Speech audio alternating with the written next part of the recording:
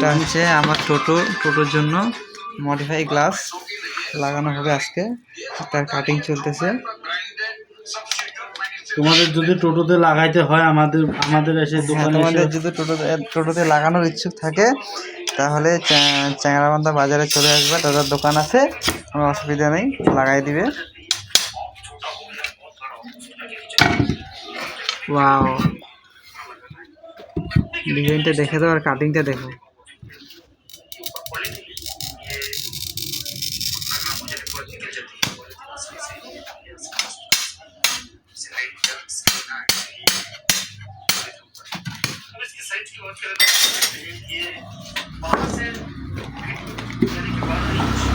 সাইডে টিপে বন্ধ